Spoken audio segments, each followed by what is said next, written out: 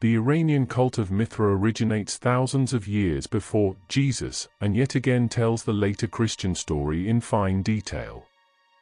It is even said that gold, frankincense, and myrrh were offered to him. Mithraism, the worship of Mithra, the Iranian god of the sun, justice, contract, and war in pre-Zoroastrian Iran. Known as Mithras in the Roman Empire during the 2nd and 3rd centuries CE, this deity was honored as the patron of loyalty to the emperor. When they founded Christianity in Rome, they used the symbols and myths of the Mithric rituals. Mithra's sacred day was Sunday because he was, like Jesus, symbolic of the sun. Mithra worshippers called this the Lord's Day, and they celebrated the main Mithra festival during what is now Easter.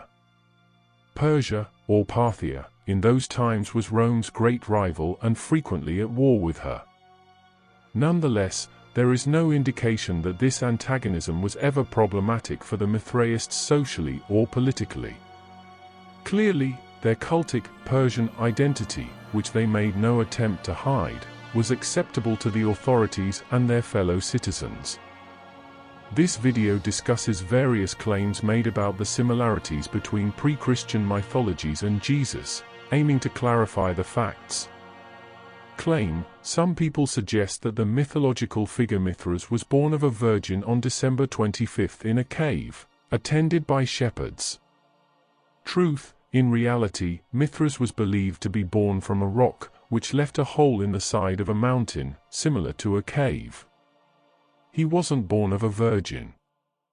The December 25th date for his birth was borrowed by both Mithraic worshippers and early Christians from earlier winter solstice celebrations. Shepherds are part of the Mithraic story, but this detail emerges in the mythology long after the appearance of the New Testament, making it more likely that it was borrowed from Christianity. Claim: some claim that Mithras was a great traveling teacher and master.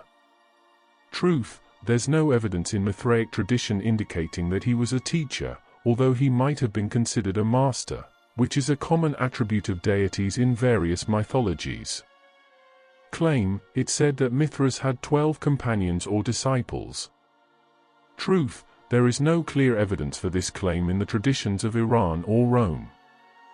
The idea of Mithras having 12 disciples could be derived from murals showing Mithras surrounded by 12 signs of the zodiac.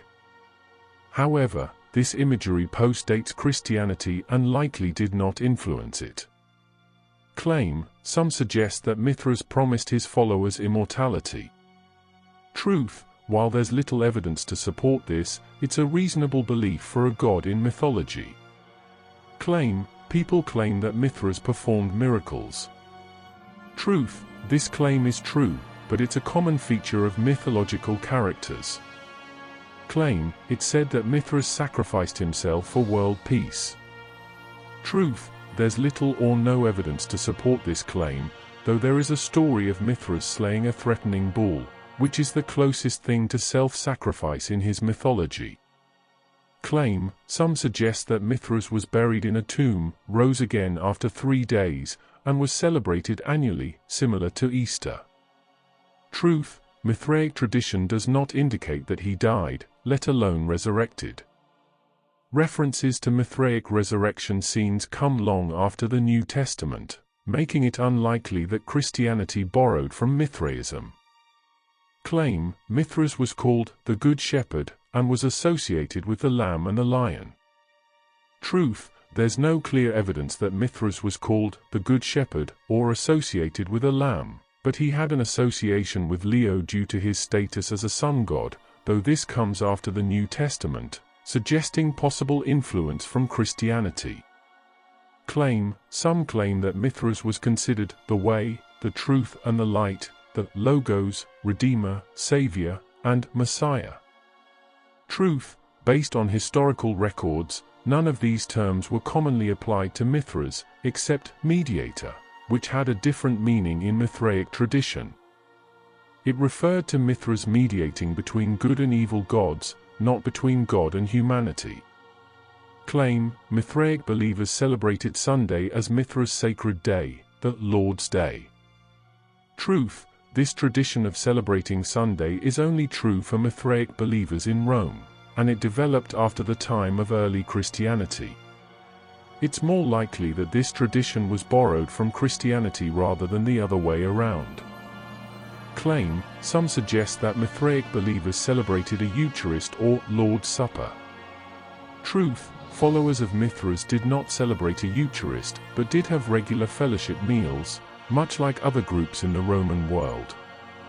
The paragraph concludes by acknowledging that ancient people had a natural inclination to think about the nature of God, and many alleged similarities between pre-Christian mythologies and Jesus are general, and expected when considering the existence of a divine creator. These similarities do not invalidate the historicity of Jesus, as people have been contemplating the nature of God for a long time, sometimes getting the details right and other times not. If you like my videos, please like and subscribe to my channel. Thank you for watching.